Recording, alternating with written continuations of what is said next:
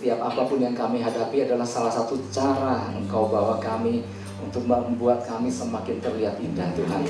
Bawa kami Tuhan dari ketaatan kepada ketaatan Tuhan. Sebab kami tahu perintah-perintah-Mu indah dan luar biasa. Perintah-perintah-Mu dahsyat Tuhan. Mungkin kami menyadari gak semua perintah-Mu mudah dilakukan, tapi kami tahu Tuhan Engkau berikan kami kemampuan. Lewat kebenaran firman Tuhan, kami sesungguhnya kami tahu bahwa kami sedang dikuatkan Tuhan untuk menjalani kehidupan kami. Berbicara oleh sebab itu pagi ini Tuhan, sebab kami siap untuk mendengarkannya. Roh Kudus tolong kami, bantu kami mengerti apa yang kami dengar ini. Segala kemuliaan hanya bagi-Mu saja. Dan mari setiap kita siap dengar firman Tuhan, kita sama-sama katakan amin, haleluya. Kita beri tepuk buat Yesus. Haleluya. Shalom Bapak Ibu Saudara. Haleluya, puji Tuhan. Kita mari sama-sama menyimak apa yang menjadi pesan Tuhan buat kita, buat saya Bapak Ibu Saudara di minggu ini Bapak Ibu. Judulnya adalah berbicara soal ketaatan. Tapi ketaatan di sini yang ditekankan adalah gini, judulnya adalah ketaatan yang tidak bertangguh. Seorang bisa dikatakan taat, ya udah nanti minggu depan gue lakukan gitu ya. Tapi Tuhan mau ketaatan ini nggak bertangguh. Ketika Tuhan perintahkan kita sesuatu untuk kita lakukan, mari ini buat kita, saya Bapak Ibu Saudara, Tuhan mau kita yuk langsung lakukan. Mesti juga katakan amin. Mudah nggak mudah Bapak Ibu Saudara, tetapi inilah Tuhan kehendaki. Karena apa? Mari kita lihat dulu di dalam Lukas pasal yang kelima. Ayat yang ditujukan Tuhan adalah di dalam Lukas ini. Lukas pasal yang kelima. Suatu ayat firman Tuhan yang mungkin nggak asing lagi buat kita. Kita udah sering dengar Bapak Ibu Saudara. Ini tentang Simon ya, tentang penjala ikan yang menjadi penjala manusia. Tuhan sebetulnya lagi bawa Simon dari seorang penjala ikan biasa menjadi seorang penjala manusia. Tuhan lagi mau buat Simon indah Bapak Ibu Saudara. Mari kita baca bergantian dari ayat 1 Bapak Ibu Saudara sampai ayat 7. Bergantian, ayat 1 sampai ayat 7. Saya ayat 1, Bapak Ibu Saudara 2 dan selanjutnya. Judulnya penjala ikan menjadi penjala manusia. Seringkali Bapak Ibu Saudara kita nggak menyadari bahwa Tuhan lagi mau bawa kita ke sesuatu hal yang luar biasa. Oke, ayat 1. Pada suatu kali Yesus berdiri di pantai Danau Genesaret. Sedang orang banyak mengerumuni dia hendak mendengarkan firman Allah.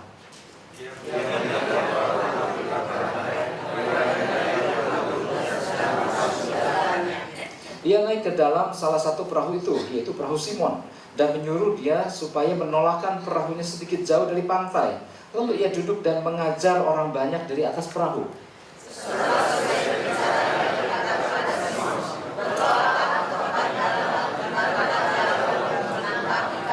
Simon menjawab, Guru, telah sepanjang malam kami bekerja keras dan kami tidak menangkap apa-apa. Tetapi karena Engkau menyuruhnya, aku akan menebarkan jala juga. Dan setelah mereka menangkapnya, mereka menangkap sejumlah besar ikan, sehingga jala mereka mulai koyak. Lalu mereka memberi isyarat kepada teman-temannya di perahu yang lain supaya mereka datang membantunya.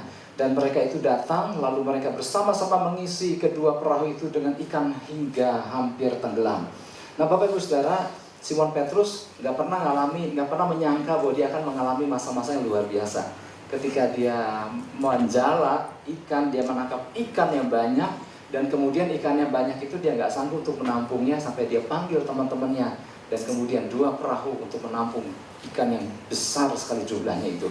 Saya ingat beberapa hari yang lalu ya, ketika minggu sore, ketika hamba Tuhan Pak King waktu itu sempat bicara bahwa kadang-kadang Tuhan bawa kita ke sebuah wilayah di mana ada suatu berkat yang sampai berkat itu kita nggak membutuhkannya lagi. Wah, luar biasa Bapak Saudara. Tuhan bawa kita ke sebuah wilayah di mana Tuhan berkati kita sampai kita nggak butuh lagi. Saking luar biasanya sampai perlu panggil teman-teman, yuk bagi-bagi, ini terlalu banyak Bapak Ibu Saudara. Dan ini bicara nggak mesti selalu materi aja Bapak Ibu Saudara.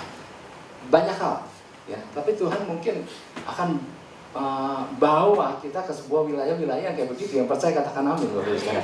Tapi Simon gak akan pernah ngalami ini Bapak Ibu Saudara, sampai dia mau melakukan apa yang Tuhan perintahkan. Dan mungkin buat Simon, mungkin buat nelayan-nelayan yang lain, perintah Tuhan itu benar-benar nggak masuk di akal buat dia Bapak Ibu Saudara. Tapi ini loh Bapak Ibu Saudara, saya mau katakan bahwa kadang-kadang setiap firman, setiap perintah, setiap pesan-pesan Tuhan, kadang-kadang buat kita kan, apa sih ini? Kadang-kadang nggak masuk di akal, kadang-kadang terlalu mudah, kadang-kadang terlalu biasa, kadang-kadang nggak ada hubungannya dengan kita. Kenapa sih aku mesti lakukan? Kan bukan itu masalah persoalanku. Nah, ini loh Bapak Ibu Saudara yang perlu kita perhatikan. Memang sih Bapak Ibu Saudara, kalau di dalam keadaan tenang, enak, happy dan lain-lain, logikanya orang rasanya oke, aku lakukan ya, meskipun nggak selalu orang juga melakukan juga seperti itu. Dan logikanya juga kalau orang di dalam satu tekanan, kesukaran, masalah, kebingungan, dan kalau tidak firman Tuhan rasanya aduh mesti lakukan ini lagi ya. Meskipun memang nggak selalu begitu juga Bapak Ibu Saudara. Belum lagi kalau ditambah isinya yang rasanya nggak masuk akal, isinya yang mungkin terlalu mudah, isinya mungkin yang nggak ada hubungannya, yang membuat aduh kenapa sih mesti lakukan itu. Tanpa disadari kita dengar terus menerus setiap pesan, setiap perintah, setiap tuntunan Tuhan, dan seringkali tanpa disadari kita abaikan begitu Bapak Ibu Saudara. Karena kita anggap oh gitu ya. Kadang-kadang oh gini, oke. 2 bulan yang lalu, kurang lebih 2 bulan yang lalu Bapak Ibu Saudara, saya dapat laporan dari Ibu Rika, dari istri, di rumah ada beberapa titik-titik di plafon yang kelihatannya nih gejala mau bocor. Memang setelah dilihat bukan aja hanya beberapa mau bocor, karena melihat ada beberapa warna-warna hijau yang sudah tanda bahwa udah ada rembesan air di sana. Dan ketika dilihat memang ada beberapa bahkan yang udah netes seperti itu Bapak Ibu Saudara. Apakah kami selesaikan hanya dengan berdoa aja Bapak Ibu? Ya, mari kita berdoa supaya. Nah, nggak selalu bisa diselesaikan dengan cara-cara seperti itu. Maka diputuskannya lah, akhirnya kami fokus dengan apa yang terjadi. Kenapa? Kalau itu dibiarkan mungkin itu akan semakin membesar dan kemudian jebol. Nah, apa yang kami lakukan? Kami mulai panggil tukang. Coba dicek selain yang titik-titik yang kami lihat, apakah ada lagi nggak yang lain. Nah, setelah dilihat dan tolong dicek penyebabnya kenapa. Nah, karena memang ternyata daun-daun sudah menumpuk di talang-talang sehingga mulai masuk, ada yang mulai ngerembes, ada yang mulai melimpah airnya seperti itu. Nah, akhirnya dilakukanlah perbaikan Bapak Ibu Saudara. Perbaikan akhirnya selesai. Dan akhirnya ketika dites dengan hujan beberapa kali dan terakhir kan waktu itu sering sekali dan ternyata udah nggak bocor lagi. Akhirnya bereslah urusannya. Nah, yang saya mau katakan bahwa ketika kita fokus, oh iya loh, ini loh yang menjadi pokok persoalannya. Yuk kita fokus, kita beresin yang ini sampai selesai. Dan ternyata waktu kita bereskan hal itu dan akhirnya selesai Bapak Ibu Saudara. Nah, ini loh maksudnya gini, ketika kita mengalami sesuatu gitu Bapak Ibu Saudara, kita datang, kita rindu untuk mengalami penyelesaian dan lain-lain. Nah, sebetulnya Tuhan tuh kasih jalan buat kita Bapak Ibu Saudara. Pesan demi pesan, tapi sayangnya kita akhirnya kita terbiasa datang dengan perkara, tetapi akhirnya kita udah nggak terlalu fokus lagi dengan apa yang sedang kita hadapi. Karena setiap jalan, setiap jawaban dan lain-lain kadang-kadang cuma lewat begitu aja. Akhirnya itu berlangsung tanpa ada penyelesaian apa-apa. Seringkali tanpa disadari. Respon-respon orang-orang percaya nih pada umumnya Bapak Ibu Saudara ketika dengar firman Tuhan, oh gitu ya, oh oke. Ya, kadang-kadang cuma berhenti sampai di situ aja. Atau seringkali Bapak Ibu Saudara ketika dengar sebuah pesan, sebuah teguran dan lain-lain, kadang-kadang dia meyakinkan temannya, aku nggak gitu kan, begitu ya. Dan ketika temannya, ya enggak kali, oh, ya udah. Kadang-kadang penyelesaiannya cuma begitu. Kadang-kadang kita waktu dengar pesan Tuhan, kita catat dan lain-lain, kita tulis. Ya udah bagus sih Bapak Ibu Saudara, dengar dan catat dan tulis Bapak Ibu Saudara. Tapi seringkali berhentinya di situ.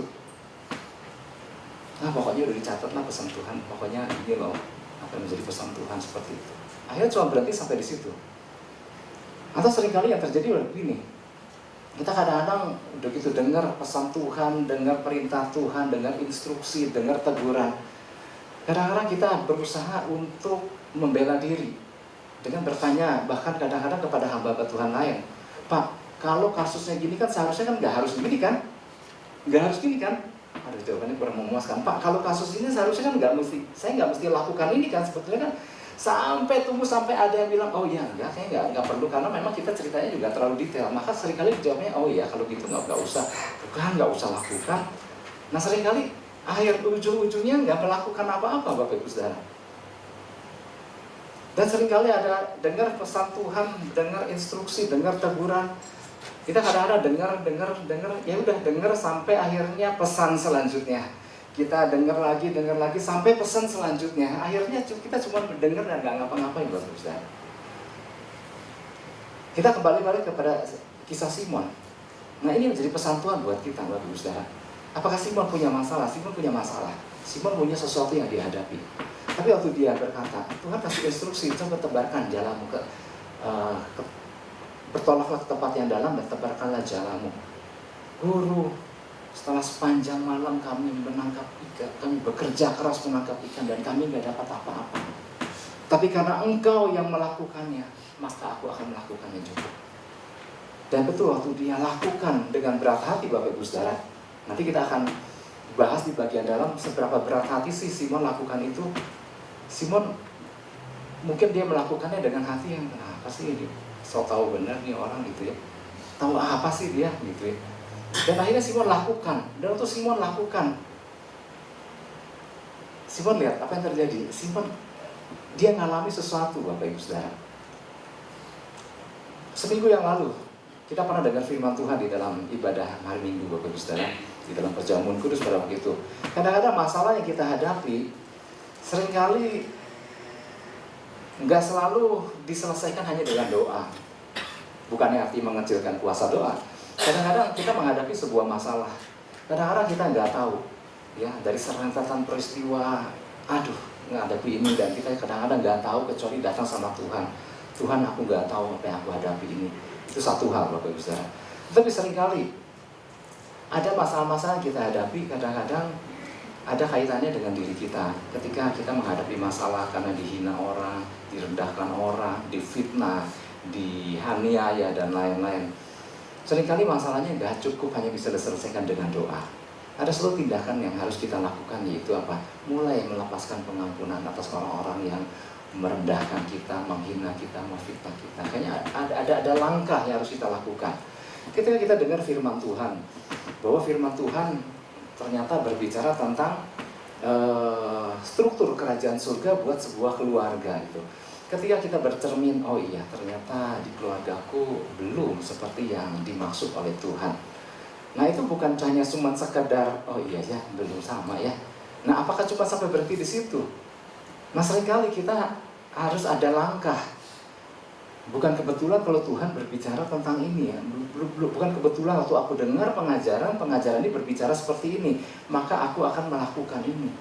Kayaknya harus struktur yang ada di dalamku rada semrawut nih. Kayaknya aku harus ikuti seperti yang firman Tuhan katakan.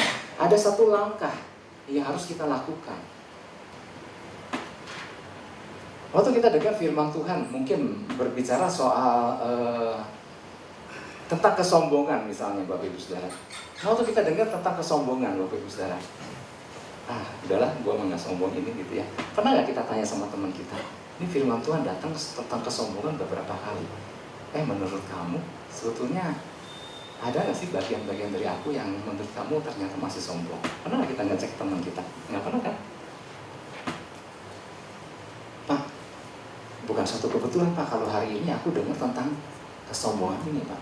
Kira-kira ini masuk yang disebut sombong nih apa aja Pak? Saya mau ngecek nih, barangkali ada hal-hal yang saya nggak sadari ternyata masuk kategori kesombongan. Nah, seringkali kan kita nggak terlalu pengen cari tahu tentang itu. Padahal Bapak Ibu Saudara, Tuhan tahu sekali. Kadang-kadang nggak ada hubungannya dengan masalah yang kita hadapi. Tapi Tuhan tahu, ada bagian-bagian ini yang Tuhan mau selesaikan terlebih dahulu. Tapi seringkali kita lalui. Contoh lagi Bapak Ibu Saudara, misalnya gini, waktu kita dengar firman Tuhan tentang menabur, ya ini jangan disalahartikan, wah ini lagi ada pesan-pesan tersendiri nih. Bukan itu. Nah, waktu kita dengar pesan Tuhan tentang menabur, nah respon kita bukan apakah kita datang sama Tuhan, bukan kebetulan aku dengar tentang menabur, kira-kira di mana Tuhan? Di wilayah mana Tuhan Engkau mau aku menabur? Nah, seringkali itu kita cuma dengar, kita catat, oh iya minggu ini pesan tentang menabur, titik gitu. Tanpa ada langkah-langkah lanjutan, padahal kita tahu, padahal Tuhan bukan kebetulan ngomong itu karena Tuhan lagi mau melakukan sesuatu dalam kehidupan kita.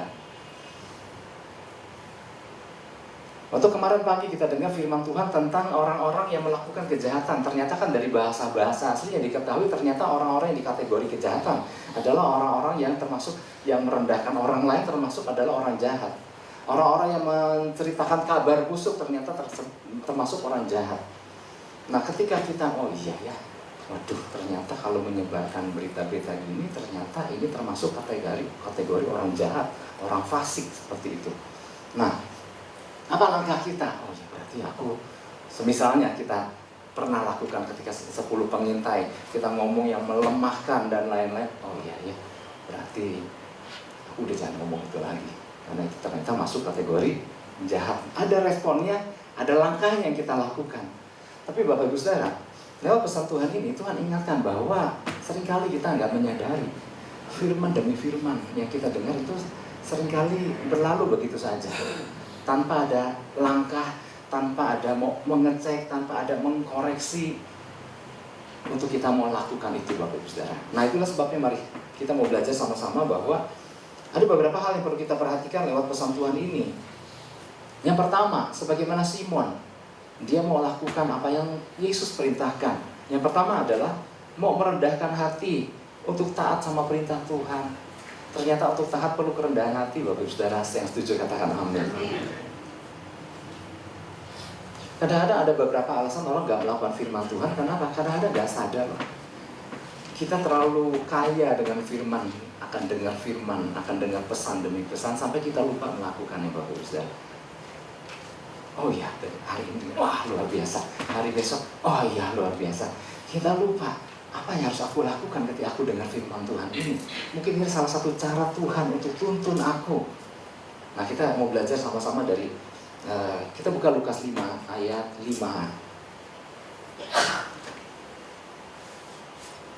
Ayat 5b, di situ dikatakan, tetapi karena engkau menyuruhnya. Ada satu kalimat di bagian belakang ini, Simon berkata, tapi karena engkau menyuruhnya, aku akan menebarkan jala juga. Ini sebenarnya salah satu bentuk kerendahan hati daripada Simon Petrus, yang kalau kita tahu pribadi Simon Petrus ini bukan model kayak begini, Bapak Ibu Saudara. Tapi ketika dia tahu Yesus yang nyuruh, Bapak Ibu Saudara, maka dia lakukan juga. Ya, kita bayangkan Bapak Ibu Saudara, ya kita sering dengar lah tentang penjelasan ini. Ini nelayan senior, Bapak Ibu Saudara, orang Yahudi. Ketika datang Yesus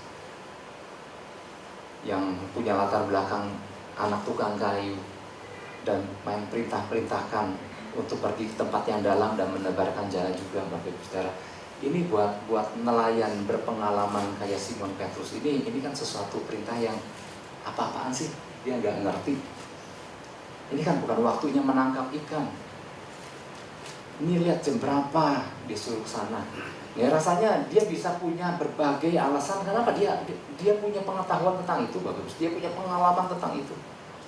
Tetapi ujung-ujungnya dia bilang, karena engkau menyuruhnya, aku melakukan juga. Kalau ini kita tanamkan dalam kehidupan kita, Bapak Ibu Saudara. Aduh, siapa sih yang ngomong? Ya ampun, dia kan gak punya latar belakang apa-apa, gak ngerti. Dia kan mana pernah kerja, mana pernah usaha gitu kan. Ada terus dia ngajar aku lagi, ya ampun, siapa sih ini? Tetapi kalau kita punya sikap hati, karena engkau, karena Yesus yang menyuruhnya, maka aku akan melakukannya juga. Ini kan luar biasa. Sikap hati yang seperti ini, Bapak Ibu Saudara, perlu kita bangun dalam kehidupan kita. Kadang-kadang kita lihat dulu yang ngomong siapa. Kalau dia ngomong oke lah, tapi kadang-kadang kita nggak menyadari. Saya pernah seringkali saya dikasih, dulu ingat ya, masa-masa dulu awal-awal digembalakan sama gembala. Gembala suka kasih nasihat begini, bukan suatu kebetulan kalau kau dengar sebuah firman Tuhan di dalam suatu waktu. Dia selalu kasih nasihat begitu. Artinya, kalau bukan suatu kebetulan kalau kau dengar seseorang berkata firman Tuhan tentang ini dan kau ada di situ, Tuhan lagi bicara sesuatu sama kamu, katanya. Wow, ini yang menjadi bekal kami yang dulu seringkali dinasihati seperti itu. Jadi mau kapan, bukan satu kebetulan kalau ini orang ngomong ini buat aku. Selalu kan tujuannya buat aku, seperti itu. Nah, seringkali logika kita yang main, Bapak Ibu Saudara. Logika kita dibiarkan bermain di dalam meresponi setiap kebenaran firman yang kita dengar. Contohnya Naaman, Bapak Ibu Saudara, kita ingatlah kisah Naaman ya. Kita ambil contoh Naaman karena di situ sebuah contoh bahwa kita ngerti tentang kisah ini, kita udah hafal tentang kisah ini. Naaman kan seorang panglima Aram, sakit kusta. Singkat cerita, akhirnya dia dirujuk untuk datang menemui Nabi Elisa. Nah, Nabi Elisa kan kasih perintah kan sama Naaman, suruh orang ini pergi ke Sungai Yordan mandi 7 kali, nanti sembuh gitu ya. Nah, logika Naaman kan main. Yang pertama, Naaman gak ngerti, gue datang jauh-jauh sakit kusta, minimal dia keluar itu Nabi. Dia cuma teriak-teriak dari dalam kamar nyuruh aku ke Sungai Yordan. Kenapa ke Sungai Yordan? Sungai jorok begitu, suruh masuk. Coba kalau dia suruh aku ke sungai yang di Damsyik itu kan lebih bening airnya. Ini logika main Bapak Ibu Saudara. Gak terima, kenapa mesti mandi di Sungai Yordan? Pakai 7 kali lagi. Kemudian dia logikanya selanjutnya bermain lagi. Mestinya kalau dia nabi, kalau dia tahu aku panglima kerajaan Arab, mestinya dia keluar, dia nyebut nama Allah kayak di depan aku, kemudian tangannya digoyang-goyangkan di atas penyakit kustaku. Kemudian baru aku ngelihat, wow, tuh bereaksi ada kesembuhan. Nah, mestinya kan kayak begitu logikanya jalan.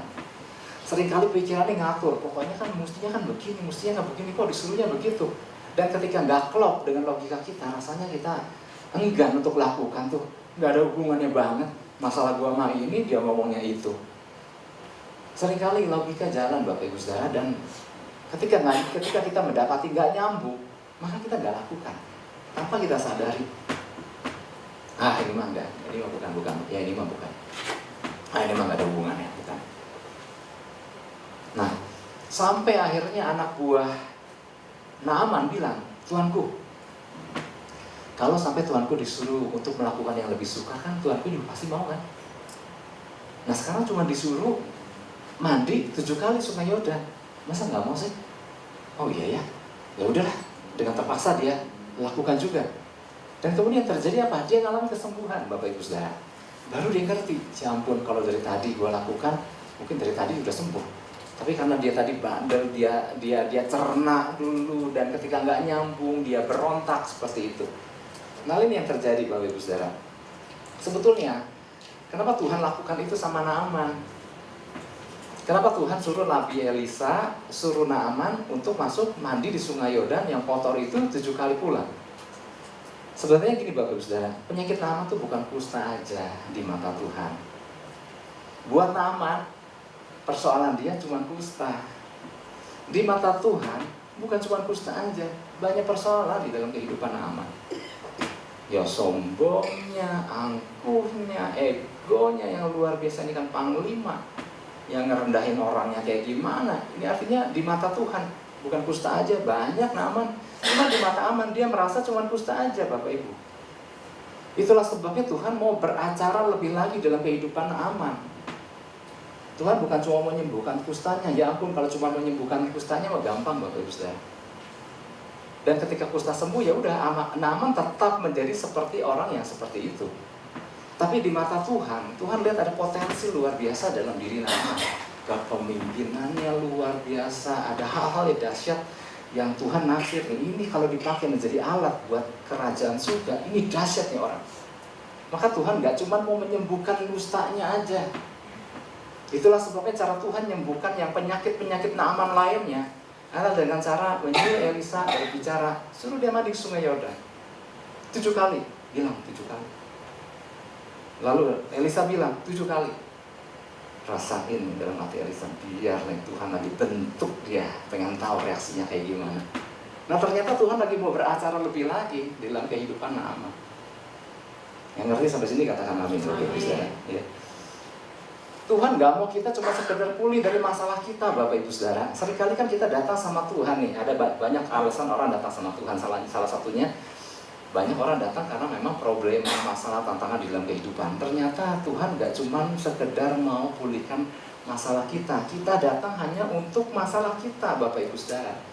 Karena kita datang hanya untuk masalah kita, tapi Tuhan mau beracara untuk pakai kita. Katakan amin.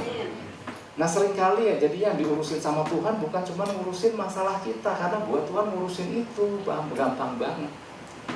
Maka Tuhan mau membenahi bagian-bagian yang lain karena Tuhan melihat ada potensi-potensi luar biasa di antara kita sehingga dia mau pakai kita sebagai alatnya.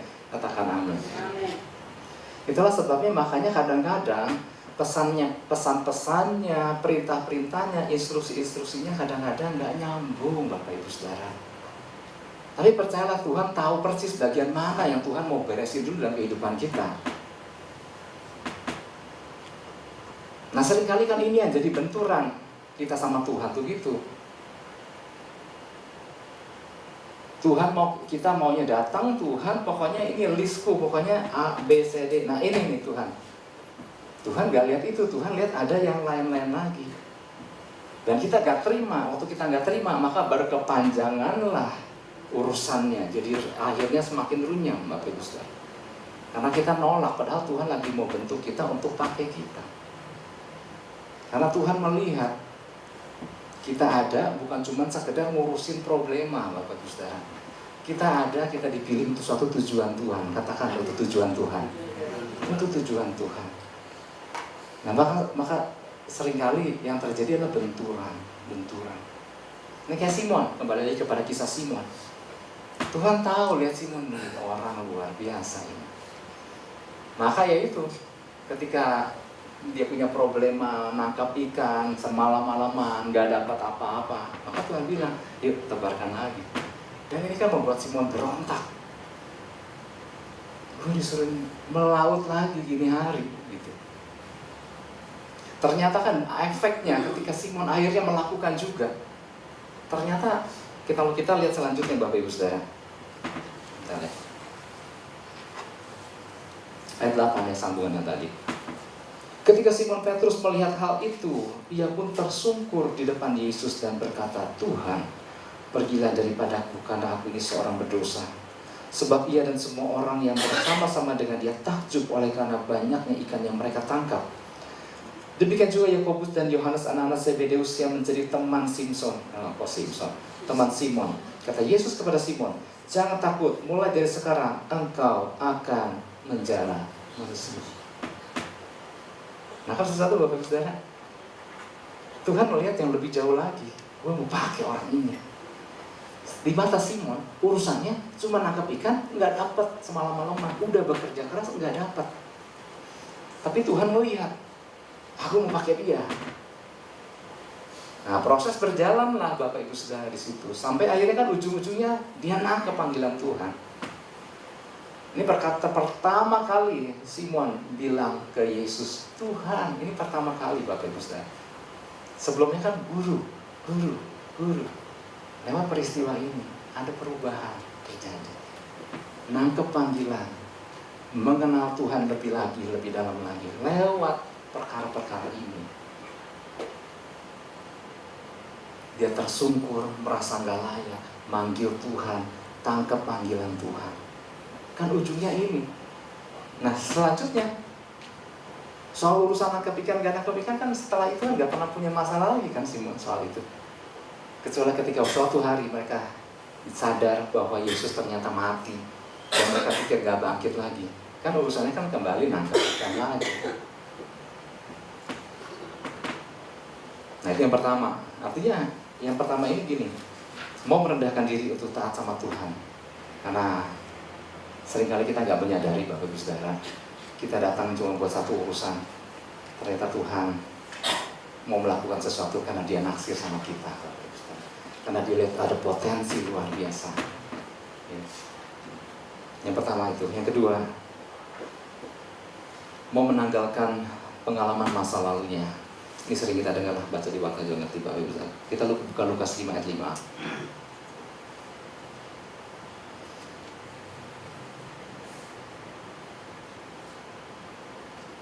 Kadang-kadang kan setiap kita punya pengalaman, Bapak Ibu. Pengalaman pernah dikecewakan, termasuk pengalaman dikecewakan Tuhan. Tuhan gak pernah mengecewakan, cuma kita merasa Tuhan mengecewakan kita. Pengalaman-pengalaman itu kan yang menghambat. Udahlah, dulu aku juga waktu dengar firman, aku coba taat, toh gak terjadi apa-apa. Jadi ya udahlah, sekarang mah dengar firman begitu-begitu aja. Kenapa? Pengalaman masa lalu. Apakah itu akan terus seperti itu, Bapak Ibu Saudara? Enggak. Kadang-kadang salah satu cara Tuhan bentuk kita, ya kita merasa Tuhan gak melakukan apa-apa. Padahal kalau kita ngerti tadi kan skenarionya, Tuhan lagi mau bikin sesuatu, tapi kita udah kecewa duluan. Kekecewaan masa lalu itu dikumpul, akhirnya menjadi suatu pengalaman masa lalu. Sehingga ketika suatu hari dapat perintah yang baru, kita kembali lihat pengalaman masa lalu dan percuma lah, udahlah. Sekarang mah biasa-biasa aja lah ikut Tuhan. Akhirnya jadi begitu. Akhirnya kalau udah punya prinsip kayak begitu, udah gak ngalamin apa-apa lagi dalam kehidupan. Panggilan Tuhan kita gak nangkap ikan juga, gitu-gitu aja. Karena apa? Ini loh yang menjadi penghambat kadang-kadang kan pengalaman masa lalu. Guru, sudah semalaman kamu menangkap ikan. Dalam arti kata lain, Simon lagi bilang, guru tahu nggak, nelayan-nelayan ini bukan aku aja. Seluruh nelayan kalau ditanya kapan waktu nangkap ikan kan malam-malam. Lagi angin mengarah ke sana, nanti pulang waktu angin berbalik ke daratan. Itu waktu kita pulang. Nah jadi kalau ikan lagi banyak-banyaknya itu waktu kita pergi malam-malam itu, dan disitulah ikan banyak. Dan kami udah lakukan dan gak dapat. Artinya ikannya lagi gak ada, lagi kenyang semua. Mungkin ikannya lagi pindah ke wilayah lain. Tuhan udahlah, pokoknya aku udah lebih tahu. Nah ini kan yang awalnya kan membuat Simon kan punya serentetan alasan-alasan, pengalaman-pengalamannya, pengetahuan-pengetahuannya ini membuat udahlah Tuhan, aku lebih tahu. Tapi ternyata kan akhirnya ketika Simon ikut melakukan juga, baru kan sadar ternyata pengalaman enggak selalu jadi patokan. Akhirnya dia menyadari seperti itu. Buat sebagian orang percaya suka merasa seringkali pengalaman itu jadi akhirnya jadi patokan.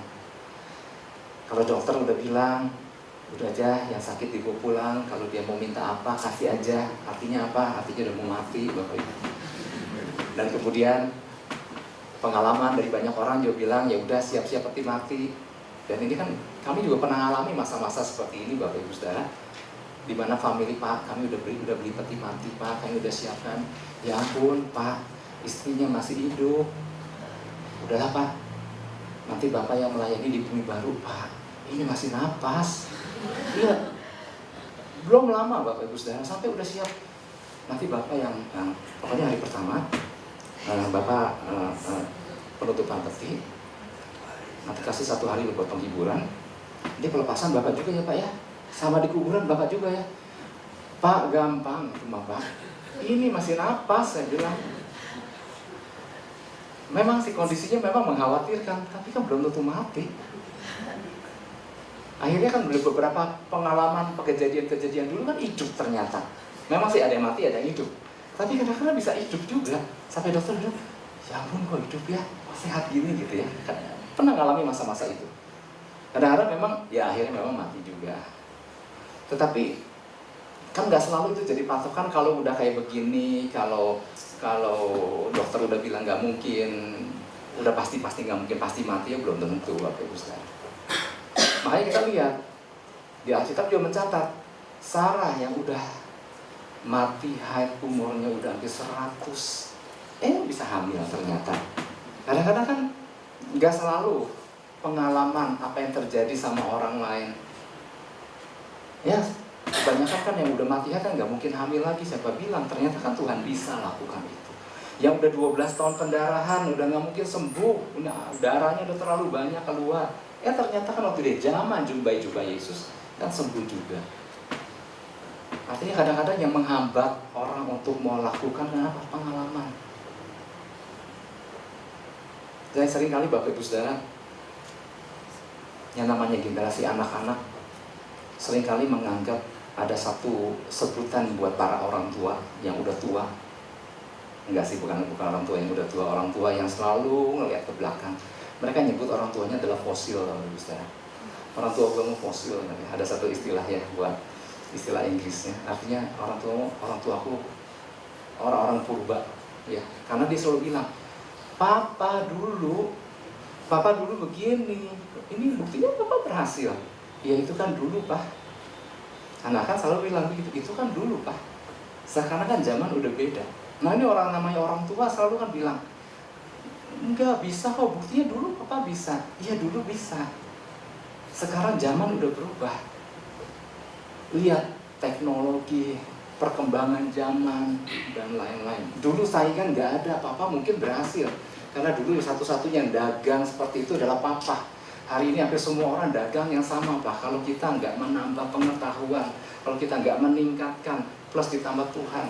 Nah, sampai anak-anak menasehati. Kan ada orang-orang anak-anak yang kadang-kadang komplain karena punya orang tua yang nggak ngerti-ngerti, selalu bilangnya dulu papa begini, dulu papa begini, mengandalkan keberhasilan masa lalu dan itu dijadikan patokan. Dan ini yang udah nggak diterima kan, sulit untuk bisa diterima, nggak relevan lagi di zaman sekarang. Karena patokannya adalah pengalaman seperti itu. Bukan artinya pengalaman selalu jelek ya, tetapi kadang-kadang pengalaman jadi patokan juga ketika kita merespon firman Tuhan. Dulu juga pernah lakukan itu, buktinya juga enggak lah. Akhirnya jadi patokan. Artinya udah, kalau dengar firman Tuhan mah jangan terlalu responsif, biasa-biasa aja. Buktinya juga nggak pernah digenapi. Nah, kadang-kadang lari jadi ke situ, Bapak Ibu Saudara. Oke, ini yang kedua. Nah, Simon Petrus dia menanggalkan masa lalunya, kepintarannya di dalam menangkap ikan, seorang nelayan yang berpengalaman. Tetapi karena Engkau menyuruhnya, aku akan menebarkan jalan juga, katakan amin. Nah, kalau kita punya sikap hati seperti itu, mungkin dulu aku pernah begitu dan kemudian gagal, tapi hari ini aku dengar firman Tuhan dan aku sadar inilah Tuhan Yesus sedang menyampaikan pesannya. Karena Engkau menyuruhnya, maka aku akan lakukan juga. Nah, lihatlah yang terjadi Bapak Ibu Saudara. Tapi kita tahu juga kan di poin yang pertama, kadang-kadang kan cara Tuhan, kita maunya stepnya 1, 2, 3. Kadang-kadang Tuhan mau 3, 4, 5 dulu yang dilakukan. Ya udah ikutin. Itu yang kedua. Yang ketiga, mau bertolak ke tempat yang dalam. Lukas 5 ayat 4.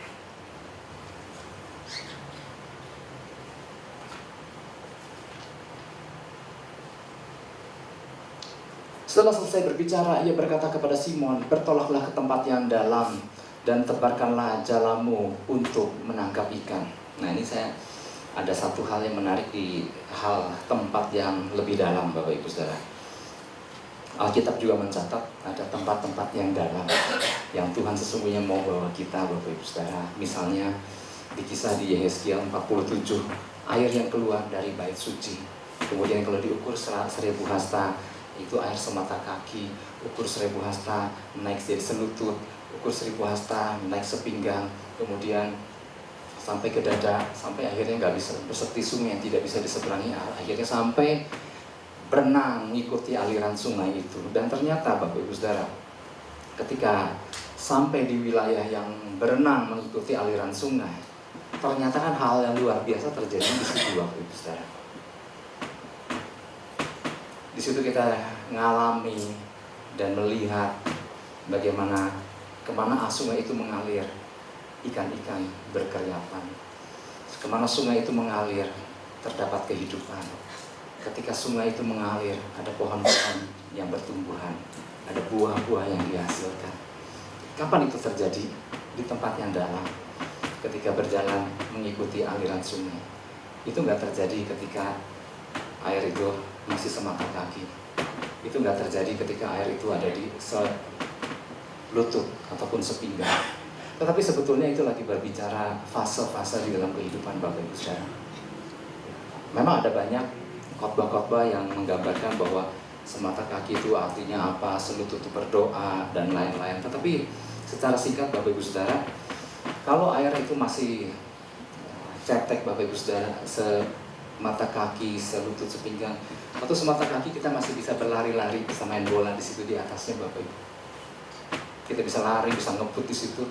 Waktu itu mulai selutut, jalan kita mulai sedikit berat, tetapi kita masih bisa main-main di sana. Ketika mulai sepinggang, jalan kita udah mulai seperti itu. Karena apa? Air udah ada di sepinggang sini. Itu sebetulnya ada makna-makna, itu khotbah tersendiri Bapak Ibu. Tapi ketika air mulai tinggi dan kita udah mulai nggak bisa melangkah, mengikuti kemana aliran air itu pergi, kita ngerti apa maksudnya. Disitulah Tuhan lagi bawa sebetulnya ketika ke wilayah yang dalam untuk kita mengikuti aliran Tuhan dan kemana air itu mengalir jadi berkat. Ini berbicara dari kita mengikuti kehendak sendiri. Kemana maunya kita pergi, kita masih bisa pergi. Mau lari-lari kemana kita masih bisa. Tapi ada satu waktu di mana kita udah nggak bisa mengikuti kehendak kita, dibawa ke tempat yang dalam. Di tempat yang dalam mencekam Bapak Ibu Saudara. Kalau kita ngebayangin tempat yang dalam, itu kadang-kadang berdebar-debar.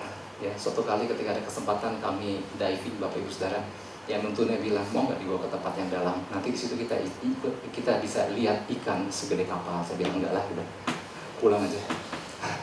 Ikan lihat segede kapal kalau dari darat bagus, tapi lihat ikan segede kapal, dekat ikannya Bapak Ibu Saudara, janganlah.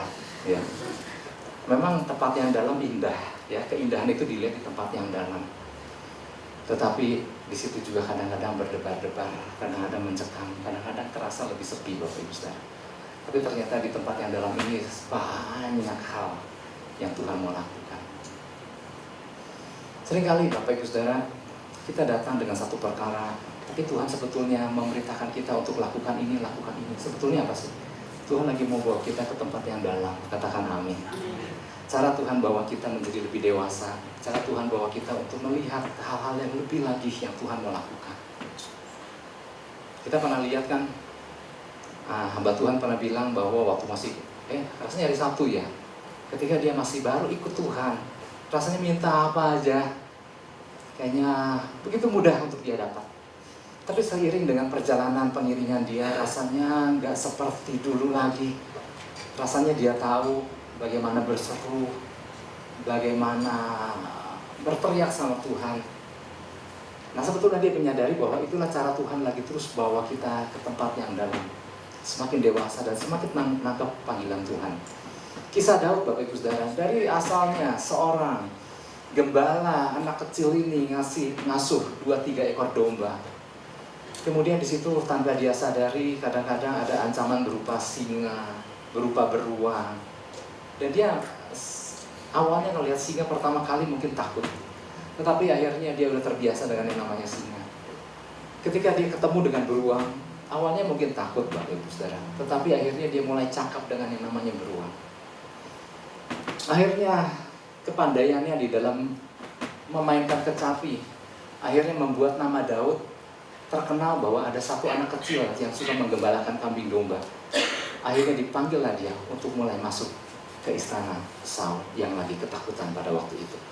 Tanpa disadari sebetulnya perjalanan hidup Daud itu lagi terus sedang dibawa dari satu fase ke fase berikutnya Tantangan semakin berat Bapak Ibu Saudara.